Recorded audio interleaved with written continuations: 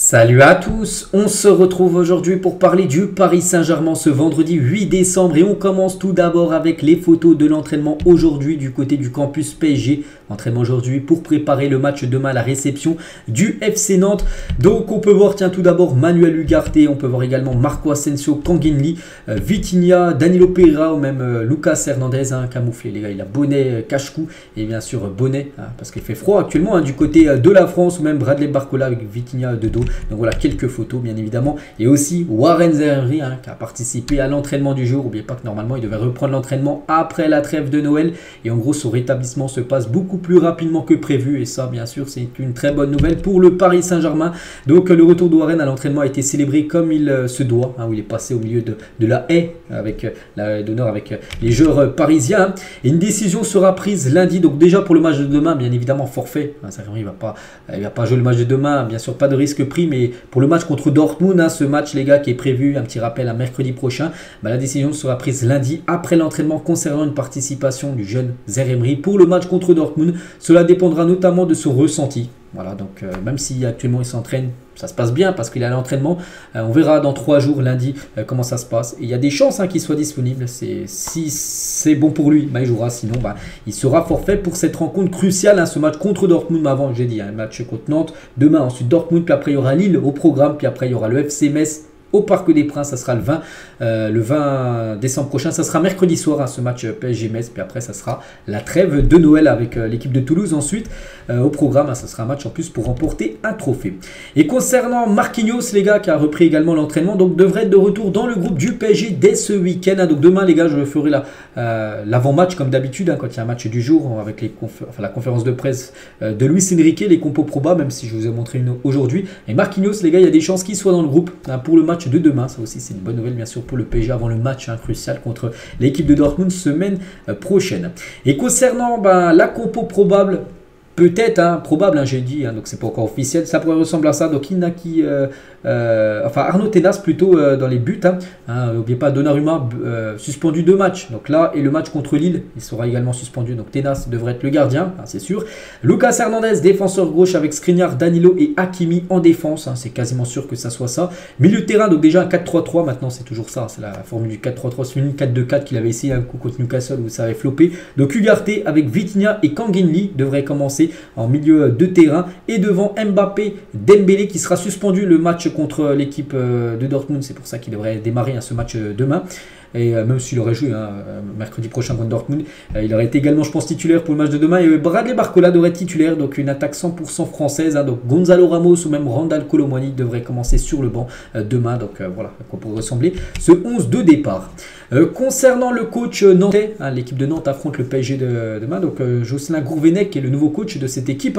Mbappé, c'est ce qui se fait de mieux au monde parce qu'il est en conférence de presse. Puis un journaliste qui a posé une question par rapport à la menace Mbappé. Il a dit en gros que c'est le meilleur joueur du monde parce que il dit c'est ce qui se fait de mieux au monde actuellement, l'attaquant Kylian Mbappé. Et toujours avec cette équipe nantaise, les gars, on va parler de Quentin Merlin est remis de sa blessure aux adducteurs et sera réintégré au groupe du FC Nantes qui affrontera le PSG demain soir. Pourquoi je parle de cette info là? Parce qu'en gros c'est un joueur, je me souviens encore à peu près un mois, c'est un joueur que le Paris Saint-Germain ciblait, Quentin Merlin, c'est un défenseur gauche et demain lui qui était blessé dernier match, il devrait peut-être jouer demain, comme ça on pourra voir ce que ça donne tout simplement ce joueur que le Paris Saint-Germain cible pour un futur mercato. Et un petit coup d'œil avant ce match contre Nantes, aussi un petit coup d'œil niveau classement, ça donne quoi? Donc le PSG toujours en tête, 33 points, donc Nantes eux, ils sont 9e, ils ont 18 points, donc quasiment la moitié de points par rapport au PSG. N'oubliez pas que le PSG a 33 points, 4 points d'avance sur l'équipe de Nice. Voilà, c'est un mauvais résultat encore de Nice ce week-end qu'on a perdu la semaine dernière. Le PSG, s'il y a victoire demain, pourrait encore engranger des points de plus sur son dauphin. On continue les gars avec toute autre chose, on va parler de la une du journal L'équipe aujourd'hui et ça fait la une sur le Paris Saint-Germain. Regardez, on peut voir comment dire Mbappé, on peut voir Nasser, on peut voir Luis Enrique et le propriétaire du PSG là qui est tout en haut de l'écution du PSG, donc le club qui valait 4,2 milliards d'euros et ça fait la une. Donc l'arrivée du fonds d'investissement Actos Partner permet au PSG de devenir le 7e club le mieux valorisé en Europe. Donc voilà, parce qu'il y a le communiqué officiel de la part du PSG. Je vous l'avais dit les gars, vu que je fais des vidéos tous les jours sur le PSG, j'en avais parlé quand, à peu près 1 ou 2 mois, j'ai dit que le PSG, enfin QSI, allait vendre des parts du club. Parce que QSI et le PSG c'est à 100% bien sûr, mais ils allaient vendre à peu près 5, 10, 15% et en gros c'est 12,5% qu'ils ont vendu à cette société Actos qui est une société américaine. Hein. QSI et Actos Partners ont annoncé aujourd'hui un accord de partenariat et d'investissement stratégique qui verra Actos acquérir une participation minoritaire. Donc c'est toujours QSI bien sûr les propriétaires du PSG, mais ils ont vendu 12% en gros de la part du Paris Saint-Germain. Donc n'oubliez pas que le club coûte 4 milliards 250 millions d'euros. C'est énorme les gars. Regardez, c'est quand même le 7e club avec la plus grosse valeur marchande, le Paris Saint-Germain. Donc 7e club, alors qu'il y a 11 ans les gars, le Paris Saint-Germain valait 70 millions d'euros. Hein. C'était peut-être dans le plus gros club en Europe. C'était peut-être, je sais pas, classé peut-être à la 30e position. Et maintenant le PSG 7e position. Et après, en plus, ça grappille à chaque fois des positions sur les autres clubs. Plus de 4 milliards, ça coûte maintenant le PSG. C'est vrai que QSI, il a acheté 70 millions d'euros. Imagine, là, ils vendent le club, QSI, ils pourront se faire une grosse plus-value. Mais bon, je pense pas que ce soit l'objectif, bien sûr, de QSI. C'est de développer encore, bien sûr, la marque, tout simplement, Paris Saint-Germain. Et l'arrivée d'Actos, voilà, c'est une société américaine, je sais pas trop ce qu'ils font, bref. Donc, l'arrivée d'Actos au capital du PSG est loin d'être anodine. Hein. Les Américains arrivent pour développer le club avec de nouvelles idées et expertise, notamment avec des perspectives autour du stade, parce qu'on sait que c'est une question. Le stade, voilà, le stade, magnifique stade, le parc, mais il y a beaucoup les gars de supporters qui aimeraient augmenter la capacité parce que tous les matchs les gars sont à guichet fermé. Je pense que même il y aurait 20 000 places en plus.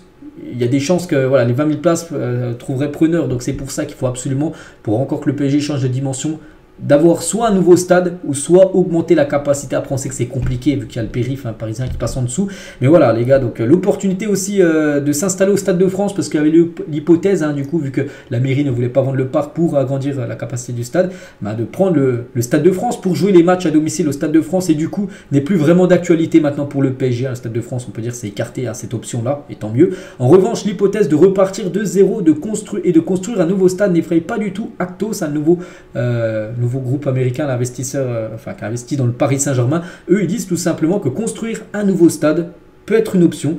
C'est vrai que là, si tu construis un stade, tu fais ce que tu veux. Et on parle beaucoup de l'hippodrome de... C'est où? Je sais plus c'est lequel que j'avais d'Auteuil, je sais plus. Il y avait un hippodrome où ils pouvaient l'acheter et le raser et construire un stade là, à cet endroit-là. Donc il faut voir les gars. Et c'est vrai que tout le monde pense que le PSG, s'ils veulent encore plus changer de dimension, doit avoir un stade beaucoup plus grand. Actuellement, c'est une capacité, je crois que c'est 47 000 ou 49 000 places.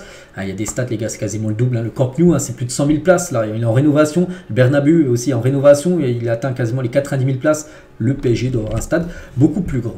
On continue les gars, on va parler d'Achraf Hakimi. Notre joueur Achraf Hakimi fait partie des 3 finalistes au Ballon d'Or africain 2023, trophée récompensant le meilleur joueur africain de l'année. Félicitations à lui, donc c'est pas lui le Ballon d'Or africain, mais il est dans le top 3. En gros, ça va se jouer entre Mohamed Salah, Achraf Hakimi et Victor Osimhen. On connaîtra l'heureux élu. C'est lundi soir, une cérémonie qui aura du côté de Marrakech au Maroc. Et voilà, donc peut-être Hakimi, peut-être le vainqueur, même si pour moi je pense qu'Osimhen remportera ce prix. Regardez sur le Twitter Football Log, les gars, ils ont mis le petit sondage par rapport à qui mérite le plus de remporter ce prix du meilleur joueur africain de l'année. Il y en a beaucoup, dont moi, qui mettent Victor Osimhen, surtout par rapport à son année à Naples, la saison dernière, où il a fini quand même meilleur buteur du championnat. Et on finit les gars cet épisode aujourd'hui avec, et c'est officiel, le tirage au sort des groupes de la Copa América 2024. Donc pourquoi ça concerne le PSG? Parce qu'il y a des joueurs du PSG bien sûr qui vont jouer cette Copa América. J'avais fait également pour l'Euro, les joueurs du PSG qui jouent à l'Euro. Je vais montrer les groupes. Là c'est la même chose pour la Copa. Donc par exemple, on sait il y a un Brésilien, Marquinhos les gars, donc il sera dans le groupe D. Tiens, Ugarte les gars avec l'Uruguay, il sera dans le groupe avec les États-Unis, avec le Panama et la Bolivie. Donc voilà, concernant cette Copa América qui démarrera le 20 juin prochain jusqu'au 16 juillet 2024 et qui se déroulera aux États-Unis. Donc voilà les gars ce qu'il y a à dire aujourd'hui sur l'équipe parisienne. J'espère que ça vous a plu. On se retrouve demain. Demain, on fera bien sûr l'avant-match de la rencontre contre l'équipe du FC Nantes demain soir. Donc quand même, moi je vous laisse, je vous souhaite un très bon vendredi et à demain.